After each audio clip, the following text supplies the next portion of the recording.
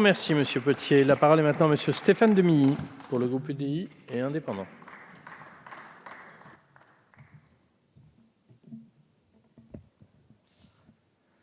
Monsieur le Président, Monsieur le Ministre, Madame la Présidente de Commission, Mesdames et Messieurs les rapporteurs, mes chers collègues, nous voici effectivement de nouveau réunis pour examiner le projet d'orientation des mobilités.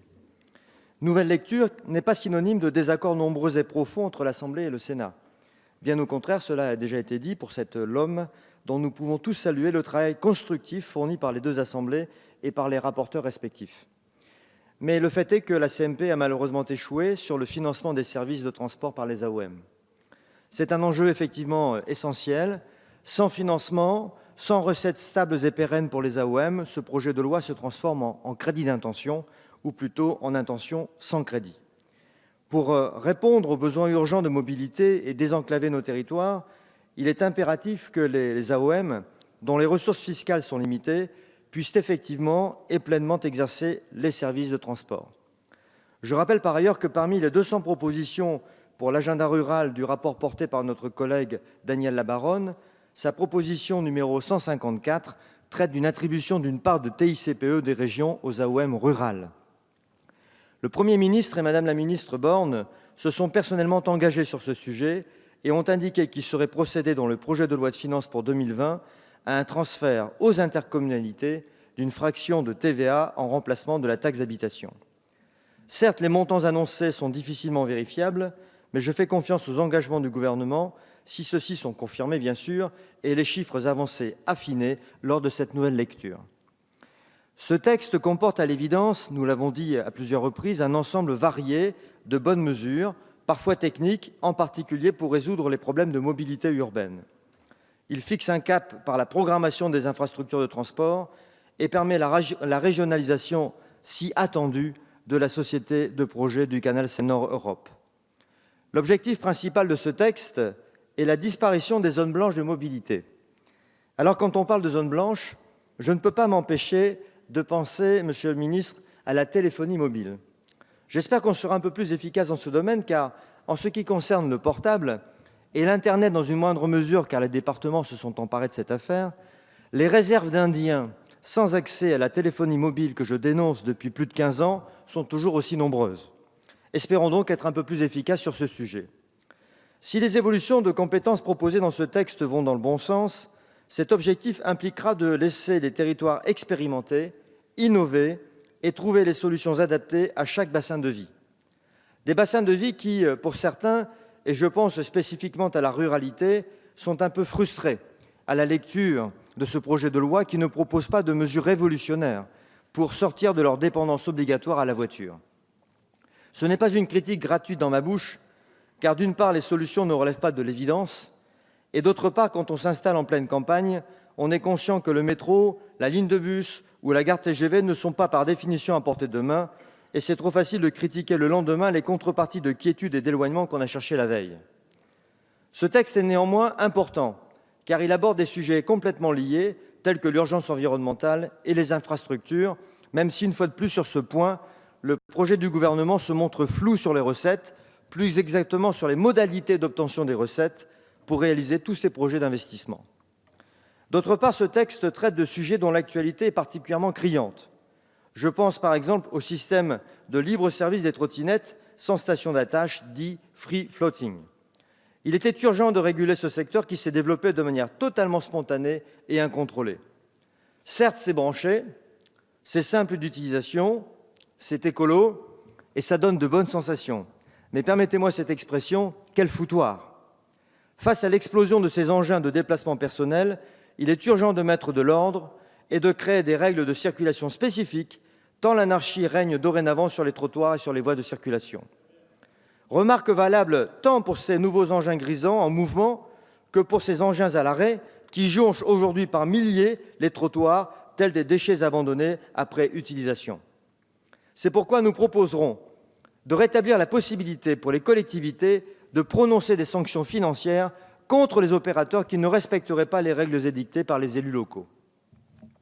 Concernant le vélo, c'est la première fois, me semble-t-il, qu'un gouvernement insiste autant sur le retour de la pratique du vélo dans nos villes et dans les territoires périurbains. C'est un mode de déplacement plein de vertus, vous l'avez dit, monsieur le ministre, économe, propre et excellent pour la santé. Les pays du Nord peuvent d'ailleurs largement nous inspirer. Ce projet de loi s'inscrit parfaitement bien dans la lignée du plan vélo annoncé à l'automne 2018, avec notamment le marquage des vélos et le forfait mobilité durable. Forfait qui doit impérativement être cumulable avec le remboursement des frais de transport en commun par les employeurs, sinon bien sûr son impact sera à l'évidence très limité. Aussi, je me réjouis du compromis qui a pu être trouvé grâce notamment à la ténacité de notre présidente de commission, Barbara Pompili. Ce projet de loi est également l'occasion d'entériner une stratégie et une programmation des investissements de l'État dans les systèmes de transport pour la période 2019-2037. C'est assez rare pour être souligné. Espérons que cette programmation et les engagements seront tenus. Parmi ces grands projets d'infrastructures structurants pour le pays, et vous m'en voudriez de ne pas le citer, il y a bien sûr le canal Seine-Nord Europe et l'article 36, régionalisant la société de projet du canal. Grand projet politique européen aux vertus infrastructurelles, économiques et environnementales incontestables. Financé à 50% par l'Union européenne, cette liaison Seine-Escaut que le groupe UDI défend depuis très longtemps reste là aussi dans l'attente d'une clarification du mode de financement par l'État français. Le temps du débat est maintenant terminé. Et dans les Hauts-de-France, nous attendons les pelleteuses avec une impatience qui commence à atteindre ses limites. Hâtons-nous de montrer à nos concitoyens que l'Europe sait construire, sait tenir ses engagements et sait à nouveau faire rêver nos populations. Les milliers d'emplois directs et indirects que créera ce chantier pluriannuel dans une région défavorisée répond à toutes les attentes du monde moderne, des liens infrastructurels entre les peuples européens, des transports massifiés peu polluants et du travail pour nos jeunes. Je quitte ma barge de 4 400 tonnes, soit l'équivalent de 220 camions, qui demain voguera sur le canal pour en revenir au projet de loi initial. Nous partageons, et comment pourrait-il en être autrement, votre objectif de décarbonation des transports terrestres d'ici à 2050. Le canal Seine-Nord, d'ailleurs, y contribuera largement. Pour cela, vous proposez d'interdire la vente des véhicules thermiques neufs d'ici à 2040. Reste à préciser le mode opératoire. On le sent bien sur ce sujet comme sur d'autres, une harmonisation européenne est indispensable sur le plan environnemental et sur le plan économique, les deux étant par nature étroitement liés. Permettez-moi maintenant, pour finir, de revenir sur quelques points spécifiques déjà évoqués par mes collègues. Pour commencer, celui de la limitation de la vitesse à 80 km/h, évoqué tout à l'heure par ma collègue Valérie Lacroute. Je m'interroge sur la multiplicité et donc sur la lisibilité des règles futures de circulation routière, règles qui vont donc différer d'un département à l'autre, parfois sur la même départementale.